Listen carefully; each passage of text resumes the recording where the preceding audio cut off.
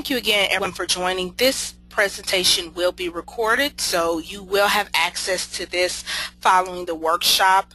You actually can go to YouTube and check out many of our videos that we already have uploaded that you may have missed in the past.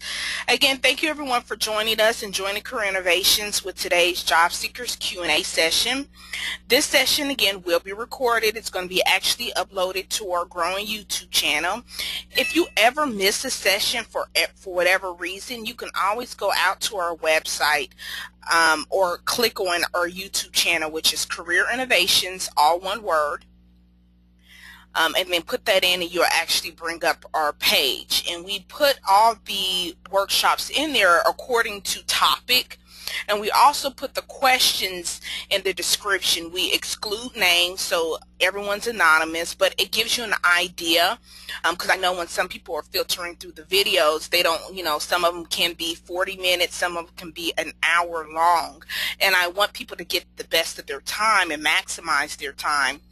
So I actually put the questions in there, and I also put the topic in the title to give you an idea of what each workshop's about. So that way you're not having to listen all the way through the recording to figure out, okay, this is not, what I really wanted to come here for. So we do put that in there for you to make it a little bit more convenient. You can ask questions one of two ways depending on depending on how you actually logged into the workshop. You can raise your hand. I could unmute your line, and you can verbally ask your question, or you can type your question below in the chat box or the question feature that's down below, and we'll get to those questions at the end of the workshop. I do encourage everyone to send their questions in prior to the workshop. That way we can include them on the slides and give you a more detailed answer versus us giving you an answer within a couple of minutes that we may have together following the workshop. So today's topic is searching for success.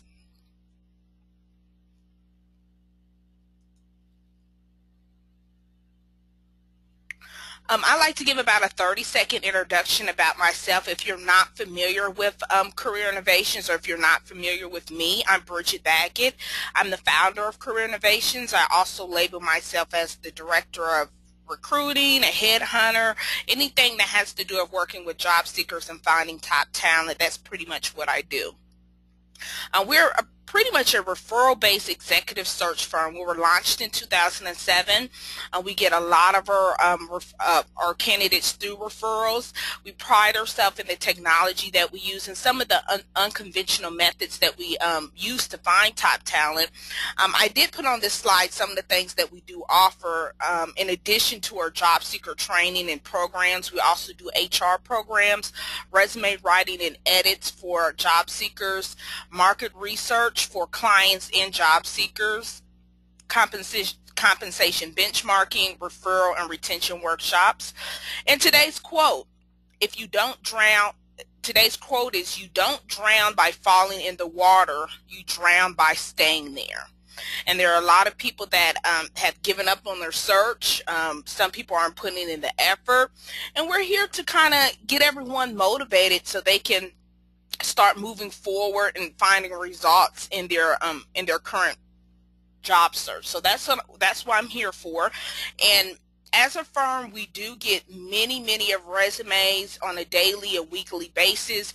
And I tell everyone up front, it's no way that we can place every single resume that we get. So this is why we do these programs, because we still want to be able to reach out to the job seeker and still give them the resources and the tools to get in front of a decision maker, though it may not be through us. So that's one of the reasons why we do offer these on a weekly basis. First, before we get into the questions, I like to really go over a couple slides, and I do this with every presentation. It kind of sets the mood for the questions that are coming up. But this is some data that I got for unemployment, and it's really about long-term unemployment. And a lot of people have their theories on why so many people are out of work, the length of time they're out of work, some of the indicators and predictors of why they're out of work. And I actually pulled some of these statistics from the BLS, which is the Bureau of Labor Statistics, and wanted to take a look at the numbers that were out there. And it actually showed, where analysts show, that the far single best predictor of whether someone will be out of work for a year or more is really based on the state of the economy, and is really based on when he or she loses their job. They actually looked over the past 15 years, a period of time. In those 15 years, there were pretty much 2 recessions. And a point increase in the unemployment rate actually increased individuals' odds of remaining unemployed for at least a year or more by 35%. So there was no other characteristic that was involved. It wasn't age, it wasn't sex, race, marital status, education, occupation, among others. May had a little effect on it, but the biggest effect was actually the economy and where the unemployment rate was at the time of discharge, or the time of termination. A few factors in this did show, went too far. A few factors actually did show in there the misfortune of someone losing their job. They did say that men were a bit more likely to become long-term unemployed than women. They also showed that blacks were more likely than whites to be unemployed for a longer time, as well as older workers were more likely to be unemployed longer than younger ones. Again, this was quantitative research that suggested that, of course, older workers have more trouble finding jobs, partly because of, it's out there, age discrimination. So even though it was a significant difference between, men and women, it may have been their ethnic background, even age, that wasn't the biggest determining factor. And they found that the biggest determining factor, again, goes back to the state of the economy when that person lost their job. And they also want to say that another factor that also has the biggest impact, although it has nothing to do with workers themselves, it also has to do with how it's rated and how a person may actually look at their rating as far as how they pursue their line of work. So when we're talking about line of work, we're also talking about one thing that was big when the economy went downhill was construction, the real estate industry. So they found that different sectors found it very hard to find employment because that was the sector that was affected when the economy went down. So that also plays a role in whether or not you're going to be, out of work for a very long time. Overall, the evidence, as you can see in this particular chart, it almost looks identical. When you line things up and you look at, the total amount that's out of work, which is 4.2%. These are people that are long-term, considered 12 months or longer. And you look at it, everything may be off pretty much a point or two. It's not a very drastic across the board. They also did say evidence suggests that long-term employment was not only, some people have made distinguish as far as luck, but they also said some people that experienced this also have characteristics that made a person unemployed to begin with. And that can be the generation gap, that can be the skill set. They also found that unemployed workers tend to be younger, less educated in the overall workforce. So you also want to look at, what we talk about this in past workshops, what solutions you're bringing to the table. This does play a part on how long you will be unemployed.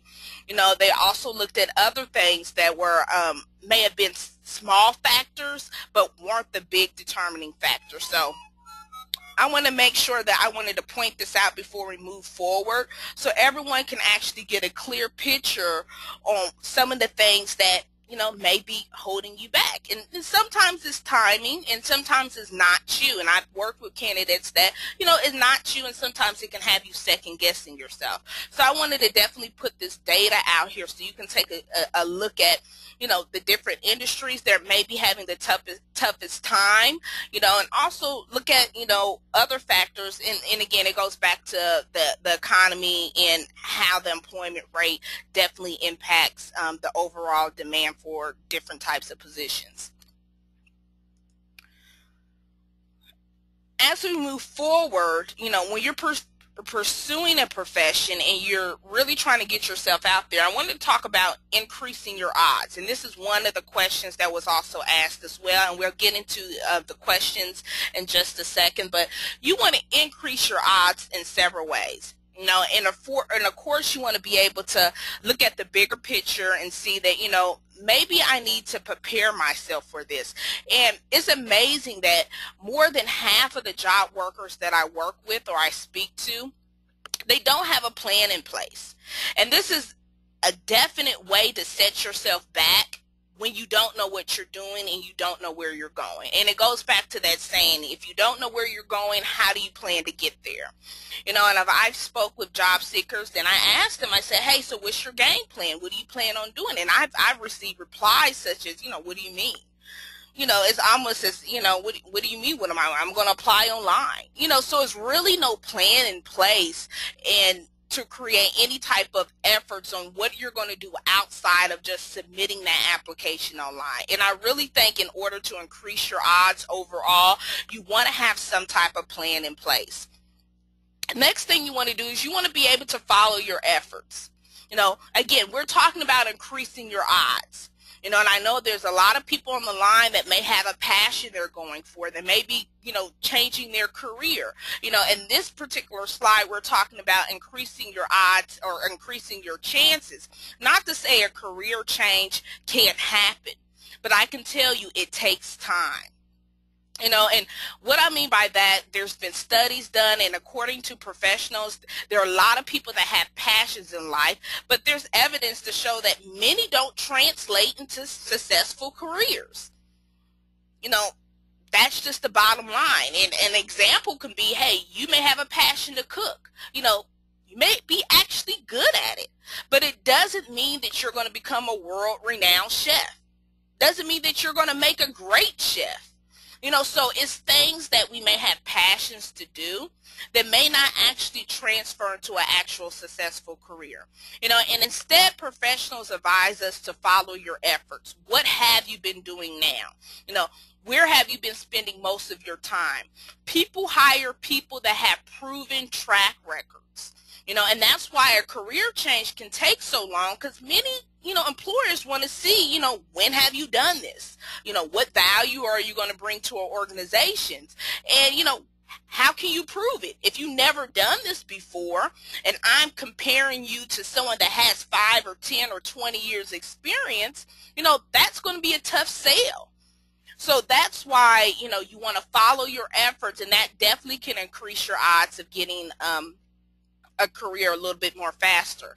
The next one is you want to create barriers. And you might think that, what do you mean by barriers? Actually, barriers are good. Pursuing a profession that requires some type of barrier to entry is actually a good thing. Why? Keeps competition low, for one. Barriers can also increase the demand of that position, and it also increases your differentiators. It's like that saying goes, if it was easy, everyone would do it. Some of the most demanding careers have the highest barriers of entry. Examples: doctors, attorneys, nurses, programmers, developers. No one just doesn't wake up and, they can code. These things take a lot of time to develop. It takes a particular skill set. Some incidents like doctors and nurses, you may have to go back to school, go to graduate school, go to a professional school, do residency. But the thing is, these positions not only highly in demand because they're not easy to get into. First of all, many people that want to do these things can't, because they can't even get into the programs that offer these type of skills or offer these type of programs. So when I say create a barrier or look for barriers, or barriers are good, you want to be able to create a niche for yourself that's, this is going to make you different. This is going to be your differentiator from everyone else, because everyone out there that you're competing with is going to have that degree. In some cases may have some similar experience, but you want to be able to differentiate yourself. And this may come in, come in the form as a certification. It may come in the form of specializing in a particular area that you may be, where you may want to explore more. I'm in HR. HR is huge, but it's some people that just take a sector of HR and just focus on that. They've become an expert in that niche where they're the go-to person. And some people that, all they specialize in is HR law. That's all they work on. Workman compensation cases, discrimination cases. That's their niche. Some people that all they do is payroll. They don't focus on anything else. They don't recruit. They don't do anything else. That's all they focus on. They've actually carved out and specialized a part of HR that they're good at. So when someone's looking for a payroll person, they're the go-to person. So that's what I mean, create a barrier of entry. Because if it's not some type of barrier of entry and any and everyone can do it, first of all, you're going to have high competition. Everyone's going to apply to this because, it doesn't require any type of special skill. And it really would, make you no different from everyone else that applies. So that's why I say barriers are good. Next thing, you want to stay current.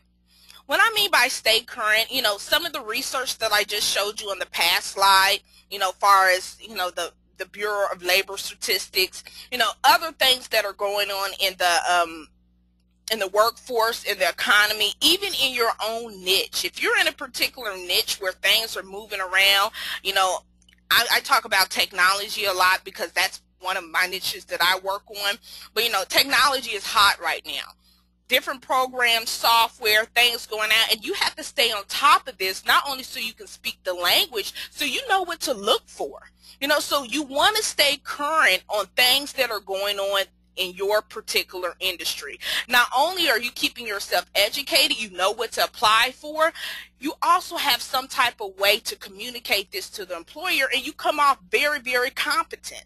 I remember speaking with an employer it was actually an employer or a client that I was going to work with, and they were asking me about a particular software company was using, and I could rattle off 3 or 4 competitors.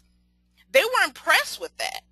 Not because I knew the software, that I was so in tune with the industry, I knew the people that were actually in that space. Needless to say, I ended up getting the contract with the company because they were even impressed. They were just impressed with the overall, she's not giving me the same show and dance as everyone else that's trying to sell us. She actually knows her stuff. So that's when you want to stay current. Show that you know what's actually going on in the workforce today. You also want to network wisely. And when I say network wisely, I've actually spoke with job seekers that, they tell me all the time, I network all the time. I'm networked out. And I start to probe and ask them questions about, what type of networking events do you go to? They'll go to happy hour stuff, or they'll go to job seeker stuff, and it really has nothing to do or directly do with what they're trying to do. It's not really pushing them towards their ultimate goal. It's networking, and it's also networking that wastes your time. When I say network wisely, you want to find things that are going to push you closer to your goal. If you're in a particular industry, whether it's accounting, whether it's IT, whether it's HR, you should be networking with people that are in accounting, HR, or IT, or a particular niche that you're in. It shouldn't, it's great to have that support system that you go out and network with other job seekers, and I'm not bumping that. But what can you gain from someone else that doesn't even have a job either? They're looking. You guys are all in the same boat. Everyone in the room is looking for a job. What can you gain from that? You need to start networking with people that can connect you with people that can potentially get you a job or offer you some type of employment. So this also means start networking at these associations and organizations that are tailored to your industry. Look out to be an expert. Reach out to people that work for companies that you applied to. Not to bug them about your status, but to ask for insight. show that you can bring some type of value to the relationship other than, where am I in the hiring process? So you definitely want to start build relationships, and you want to start networking wisely and start spending your time wisely as well. We actually are putting a workshop together about time wasters, and there's a lot of things that job seekers do that waste their time. They genuinely waste their time and doesn't bring them closer to their goal. Next thing we're going to look at is landing a job, and I've actually used this on the last workshop, but I wanted to use it again because I wanted to show how landing a job and networking is so important, since we actually left with that point. Landing a job, and as you can look at this pie graph, 62% of job seekers land their job in other ways besides a job board, which means that's half. That's more than half. So when someone's looking for a job and they're solely using job boards, 60% of their efforts are not even being enforced or not being used efficiently. You're only used 38% of that, and it's actually showing 38% of people do get a job using a job board. So I'm not saying, a job board's not effective. I'm not. But I'm also saying that you're missing the bigger picture, and you're not tapping into hidden networks by looking outside the job board box. And again, a lot of times people limit themselves to job boards because they don't know what they want to do. Plain and simple, it's an unknown career path.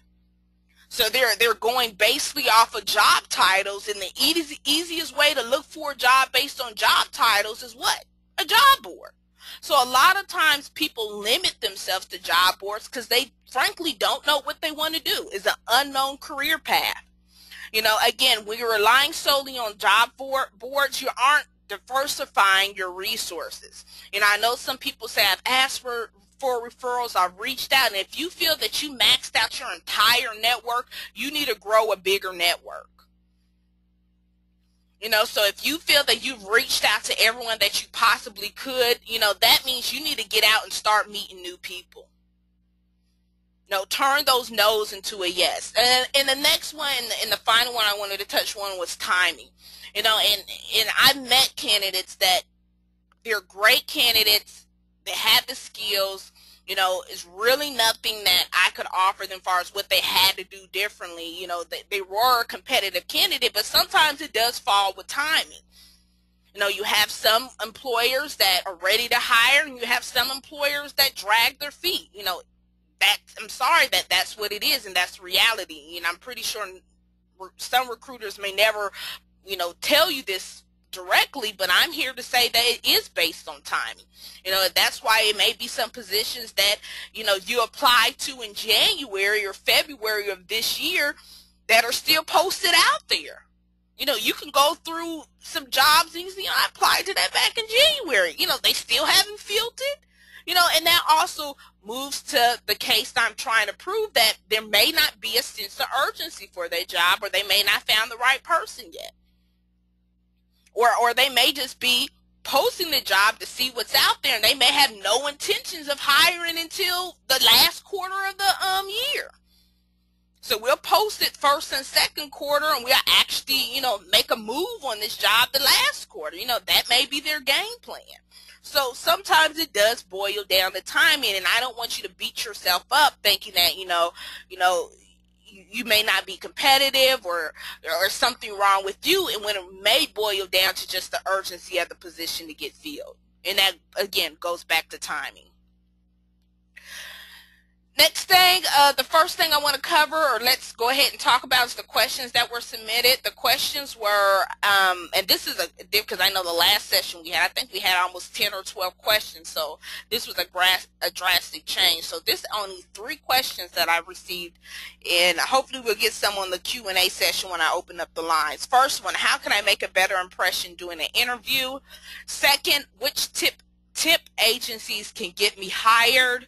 Third, how can you present your abilities, skills, experience, and background to future employers that would value more than other applicants? So pretty much, how can you present yourself more competitively than the other applicants that are applying to the job? So I just copied and pasted the question, but I understood what you were asking. So we're going to talk about it. Let's look at question 1. Question 1 was about, how can I make a better first impression during an interview? And the person that asked this question, if you're on the line, I highly recommend that you take a look at last Monday's workshop. If you go to YouTube, again, put in career innovations all one word, and actually look up interview questions. Or, and I know last week's workshop that we talked about questions that you should ask in an interview. I didn't put this in this slide, but definitely check that out. That's going to also be some more information that'll piggyback off of this. First, when you make a first impression during an interview, this is the things that they're looking at. They're looking at your body language, verbal communication. They're looking to clarify anything. They're looking at your competency and the value that you can bring to the organization. Now, I went through that fast, and I'm just going to touch on them just a little bit. Some of them are pretty much self-explanatory. But when I say body language, not just I'm not in there biting my nails because I'm nervous, but body language as if, do you want this job? Do you seem interested, or is this just another interview for you? So it may not be the body language that you may consciously think about. It may just be how you present yourself and the aura that you give off. I can tell if someone's actually going to take this job if I offered it to them, or I can tell if somebody's just using this as leverage to get a higher pay at their current job. Interviewers can pick up on that. So you also want to make sure that you're giving off signals that you're going to be engaged, you want to be a part of the team, and your body language needs to show that, not just your words. Verbal communication, they're going to be looking at the words that you use, how you articulate your sentences, how well can you communicate. These are the things that they're going to be looking at, because they're going to see that, again, it goes back to competency. Are you competent for the position? Are you able to bring value or fix a problem that we may have? Clarity is, again, you evidently got the interview because they like something on your resume. And if we're talking about a face-to-face or even a phone screen, they called you and set up an interview for a reason. Either it was something on your resume that stood out to them that was different from everyone else that applied to the job. And what they're going to ask is, they're going to ask for clarity. They're going to ask you to explain your experiences, explain any solutions that you implemented. Pretty much this is the time where you're going to sell yourself. Or sell your solution, sell your personal brand. So that's where the clarity comes in. And overall, they're going to look for what value can you bring to their organization. But at the end of the day, your first impression that you want to leave them with, again, goes back to a solution. What solution are you going to leave them? This position is open for a reason. They're paying you a X amount of salary for a reason. It's not to pay your house off or get a new car or to get your kids through school. Again, that's what you use it for, but the company is not doing that for you. They're doing it because they need a problem solved. So what is going to be your solution? How are you going to showcase that in your interview? And I thought of ways that you could do this. In addition to being engaged, you want to have some type of plan available. When you're in an interview and you leave that interview, you should be leaving something behind other than your resume. And I know that people always take their resumes to interview, and I always say do that. That's something that you should do, even though they have one or have one on file or they printed it before the interview. Always bring another copy for the interviewer, and depending on how many interviews you have, you should bring several copies with you.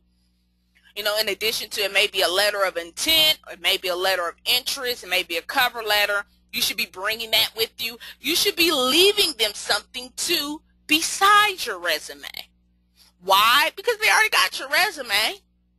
What are you going to leave behind when you leave that interview? You should be leaving a solution behind. I call it the 369-month plan.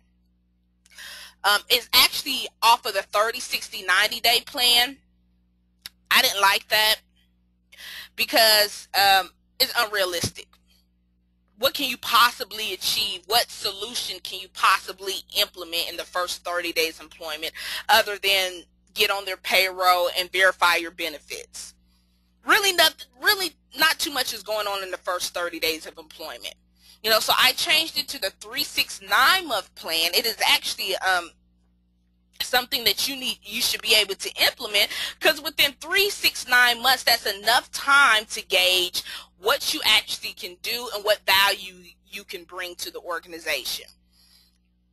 So when you put this plan together, it goes back to knowing current events, knowing the company's competitors, knowing why you're getting hired or why you applied to this job. All this is going to be incorporated in your 3-6-9 month plan. You want to be able to showcase that you know the industry. You want to showcase what you've done in the past and what you can implement in their organization. And you want to actually say, get the expectations for them and show them what you're capable of doing in the first 3 months, which is the first 90 days. In some cases, maybe your probationary period. Some companies have that 90-day probationary period. So you need to showcase what can I do in the first 90 days of employment, which is 3 months. What can I do in the first 6 months? And what can I do in the first 9 months of employment? And this should be showcased. And I can guarantee you, even if you don't get the job, they will at least pick up the phone and thank you for leaving that plan behind. And I'm not saying leave out any type of secrets or anything that they can implement without you, but just also touch on things that you can do in general that's going to bring value to the organization and possibly can bring them, a cutting edge to whatever they may be implementing. And it doesn't matter what type of industry that you're in. Some people think that this may only be for something like sales or marketing. A 3-6-9 month plan can be for any type of position. Why? Because every position has expectations. No matter where you work, they have some level of expectations from you. So why not already develop a plan for yourself that you can show them when you leave? So that's why I say you want to leave something behind. That's going to be a great first impression in addition, because no one else is doing that. I can guarantee you no one else is leaving a plan behind, a blueprint of how they can bring value to the organization. And you also want to have some type of follow-up plan in place. This is where a lot of disconnect happens with job seekers, is that after the interview, either they follow up too soon, or they don't follow up at all. You want to follow up. You want to have that sense of urgency also as well when you do follow up, because you do want to, figure out, you want to get closer to that yes or no. But you also want to engage them to have a reason why they would follow up with you. And that's why when you leave this 3-6-9 plan behind, they may reach out to you for a question. So you want to also leave something behind that they may also be the first, a follow-up with you. So you won't always feel as if you have to call, email. And I always do the 3-strike rule with follow-up. I also, first of all, send a thank you, a thank you note in the mail. And I have to say in the mail, because some people may think, I sent the email. I think that an actual physical letter or card or something saying thank you trumps an email every day of the week. So I definitely, and I've had people, if you're going to the interview, this isn't an interview that just popped up overnight. So I'm pretty sure you know about the interview. You should already have a handwritten card already ready to go, with the stamp on the envelope, and all you have to do is highlight a few points that happened in the interview and sign your name and stick it in the mail on your way home. So they should get that thank you letter pretty much 24 to 48 hours following the interview. You should have these already ready to go when you go to the interview and have it in the mail following the interview. And from there, that's the first line of defense. Next, I would do an email. I will follow up with the email. Pretty much outlining what you put in the thank you card, thanking them for their time, appreciate their appreciate anything they may have put together for the interview. Make sure you put in names for recognition to know that you remember who you interviewed with. So if it was more than one person, highlight some things in the interview, and then just nicely ask, for some feedback. Guess what I said? Feedback. I didn't ask where I was in the process. I didn't ask for a status. Ask for feedback. That way they can tell you, how the interview went in their eyes. They're not telling you whether or not you got the job or not, but you're keeping them engaged. So that's something that you want to do as well. You want to incorporate that in your follow-up plan. Next one should be a phone call. If you do, if you haven't heard anything yet, and you're still anxious or nothing else has come through for you, next thing you want to do is pick up the phone. Now, no one wants to keep getting 4 and 5 emails, and that's why I say I hit 3 forms of communication. First one's mail, second one is email, the third one is telephone. So the next one, you want to actually get a voice on the phone.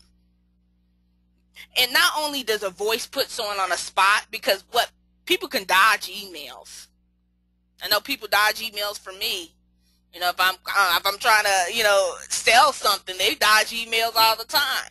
And I'm pretty sure you have. I'm pretty sure you got a box just for spam. So people dodge emails.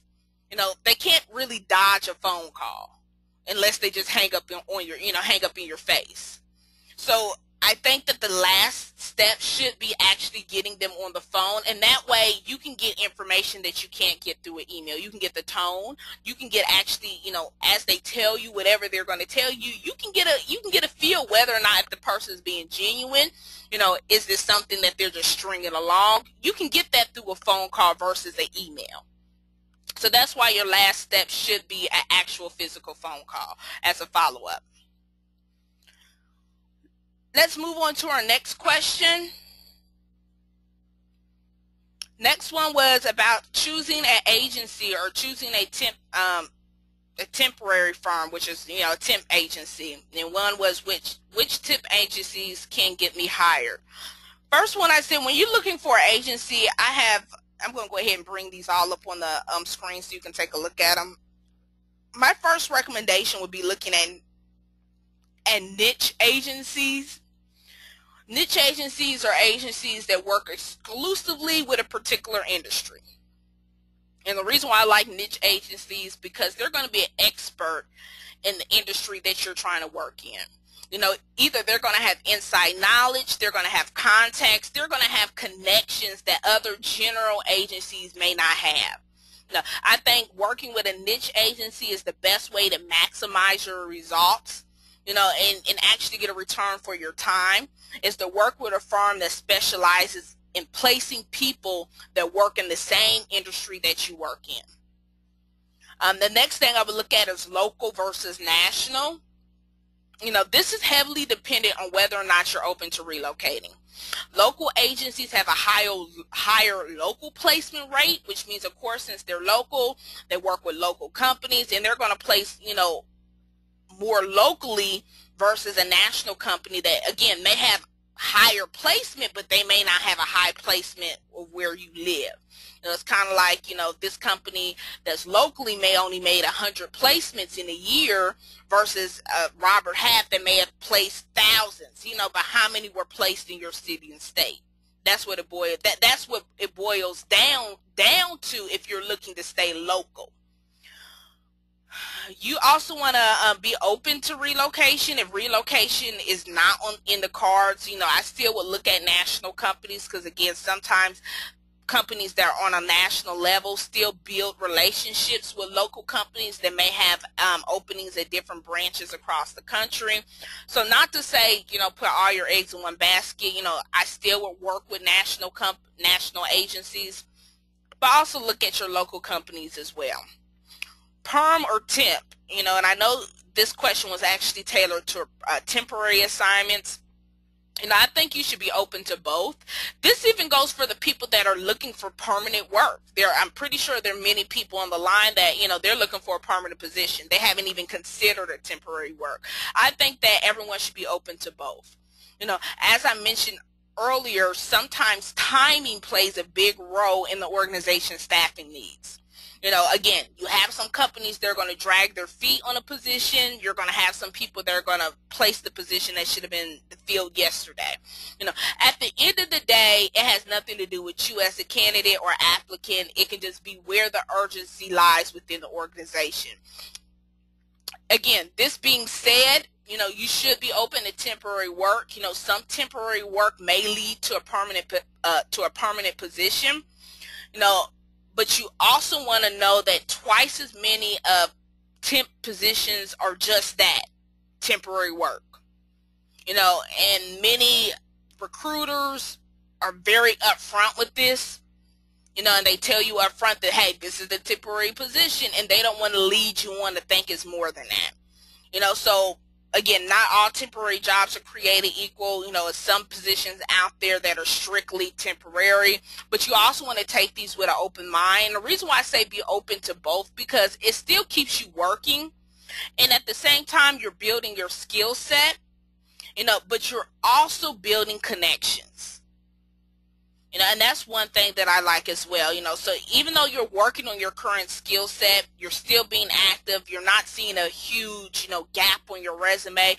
You're also, in some cases, networking with people that may lead you to permanent employment. It may not be with their own organization, but it may be someone that they know that has an opening somewhere else. So it does give you those networking opportunities.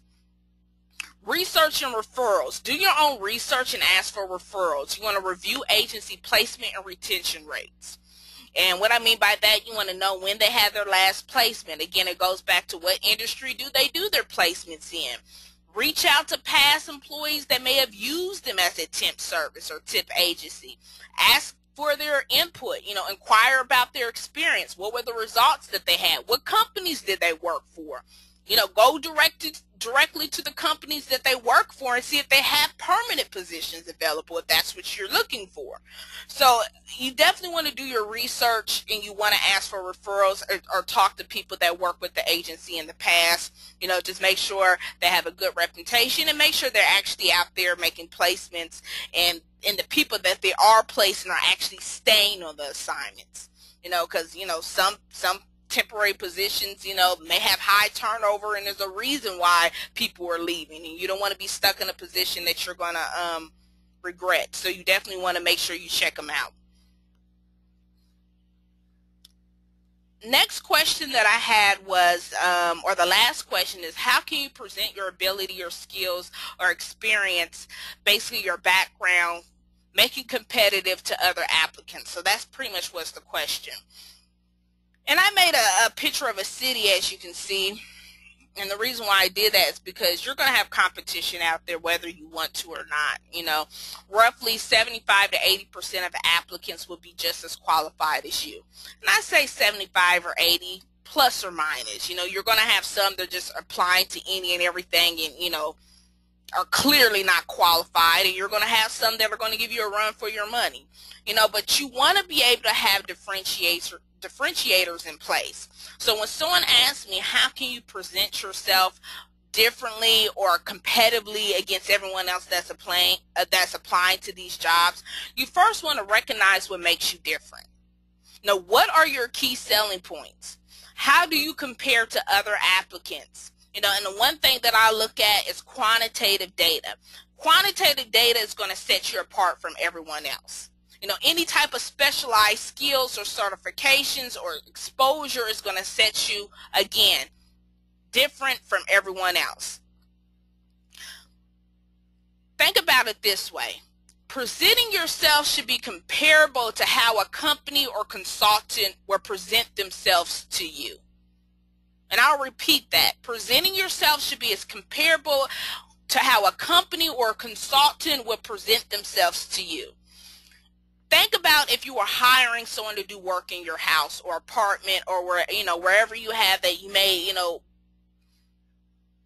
pipe bust, you had electrical storm, whatever, and you need a plumber or electrician, or you may even be building a house, you get a contractor. What are some things that you're going to be looking for? If you selected a freelancer or a company, from everyone else that you looked at, what would set them apart? Because this is exactly how employers are thinking. You want to look at the question, look at, also what they're bringing to the table, their reputation, referrals, past work, overall presentation. And the reason why I say this is I have an example for you, or if you even know about, think about the last time you got a speeding ticket. It really depends on what state you live in. But I know North Carolina, when you get a speeding ticket, for some reason, I don't know if they have a database or whatever, you'll get slews of mail from attorneys that come to you. And I don't know how this is in your particular state, but you can sit at home and you'll get tons of letters that come with attorneys advertising their services. And this, I got a speeding ticket probably a couple years ago. And like clockwork, I received about 20 to 25 advertisements from traffic attorneys. Keep in mind, I didn't even plan to go to court. I just planned on paying the ticket and being done with it. But it was this one attorney, and this guy's known as the ticket king. And I ended up retaining him to clear this ticket. And he did. How did that happen? I went into this I wasn't even going to hire anyone. I was just going to pay the ticket. And I can tell you the presentation, first of all, was flawless. The envelope had a golden seal on it. The letterhead was impeccable. The weight, the paper weight was, something that I actually remember because I had to feel the paper and say, is this cotton? His reputation overall was very impressive. When I looked him up, he had the nickname Ticket King because he was known for getting people off on tickets, and he provided me solutions I didn't know I had. This is the same thing that employers look at. What presentation are you going to put forward? And we talked about presenting yourself. What are you going to leave behind that they're going to remember, that they're going to reach back out to you? Next thing you want to do is you want to research your competition. You want to know what you're up against. What makes your competition competitive? Again, this is not an easy one-liner. This takes work on your part. There are many times you have created or had a differentiator available, and some of the differentiators that I actually wrote in here, what makes you different? Your skills are going to make you different. Your experience is going to make you different. Your connections are going to make you different, but most of all, your solutions are going to make you different. There are many times you may have to create a differentiator. If you look at these and you say, I think everyone's going to have the same skills, or, I don't think that everyone's going to have the exact skills, or solutions or connections, but, say if you do. Say if everyone does have the same skills. It may come a point when you have to create a differentiator. One thing that sets me apart, and I'm just saying this out here, one thing that sets me apart from about 80 to 90% of all staffing and recruiting agencies, that I give and I offer live sessions to job seekers. There's not too many agencies out there that do that. Not saying there's not any. I'm pretty sure there's some out there that do it, but the bulk of them don't. That's what differentiates me from everybody else that does my line of work. I offer a service that many don't. So you're going to have to think about what do you offer that no one else that applies to this job, or very few, I'm not going to say 100%, but very few people will offer the same thing you offer. And I think your biggest differentiator is going to be your solution. In a nutshell, it's going to be you. What can you bring to the table that no one else can bring? Now, how are you going to use that same education, that same experience, and solve a problem differently? So that's something that you're going to have to think about. What's going to put you different from your skills, experience, connections, and most importantly, your solutions. So that's how you're going to present yourself. You're going to present yourself in the way that you can solve a solution. You can solve a problem. You have a solution to it. And that's what you want to be able to sell to the employer. And I think that we are all done tonight. And I want to open up the line if there's any questions. Definitely raise your hand. I'd be more than happy to answer them. We're at the end of the slide, and we're We've got about 5-10 minutes left. We're at 7:54. So if you have any questions, definitely type them in at the bottom. I'm actually going to check to see if we have any questions in here.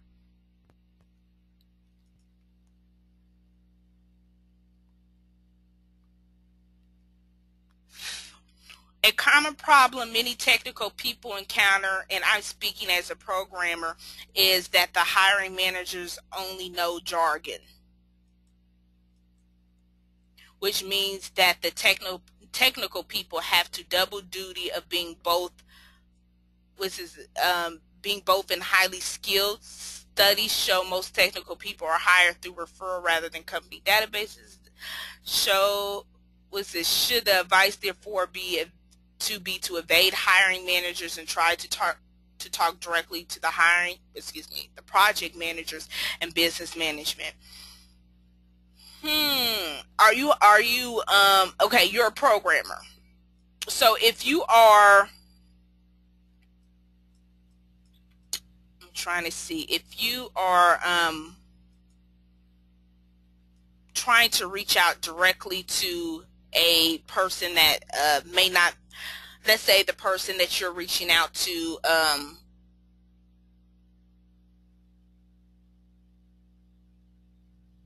may be talking jargon, or I wouldn't totally avoid that person, because at the end of the day they still are going to be a part of the hiring process. So you still are going to have to build some type of positive relationship with them. And I know your question is, should you evade the hiring manager? To answer that, no. If they're speaking jargon and you're feeling that you really can't communicate with them, I would go ahead and start to build a relationship with the project manager, but I also would still keep the hiring manager on your team, because at the end of the day they are going to have a say-so whether or not they're going to move forward with you as a candidate.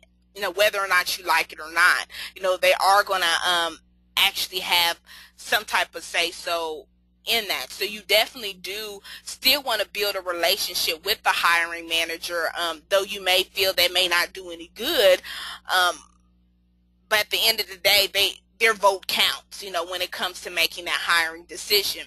I would still talk directly with the project managers and business management, because again, they're going to be on board as well. But I wouldn't just sever that relationship with the hiring manager, because at some point they are going to make a decision on whether or not they want you on their team. So you still want to build a relationship with them. You may direct your questions regarding your employment or regarding opportunities to the project managers and get their attaboys and get their A-OKs on it, and that way that can somehow indirectly get that hiring manager warmed up to you as a person. That's the way of doing it, but I definitely wouldn't just cut them out of the process altogether, because whether you like it or not, the hiring manager is going to be a part of that decision and is going to be a part of the decision-making process. Okay, let me see if we have any more questions tonight. Well, I don't see any more questions down there. I hope I was able to answer yours pretty thoroughly. Definitely take a look at this workshop if you want to review it again on our YouTube channel. At the end of this workshop, there is a survey. Please take the survey. Let me know how this workshop did, if it helped you in any way, any things that you took away from it that you'll implement. And that's one thing I do like to challenge everyone that actually is on the workshop, is to implement at least one of these things. No matter what I talked about, or if you felt some of the things wasn't relevant to you, some of the things that were, at least try to implement one. Not all of them, but at least one of them, and you will see the difference in how you communicate and definitely the feedback that you get from decision makers. So I do challenge you to do that, and hopefully if you have any more questions, or if you'd like to stand in on the next workshop, we do this every Monday from 7 to 8. Definitely leave feedback on your survey, and have a great night. Thank you for your time.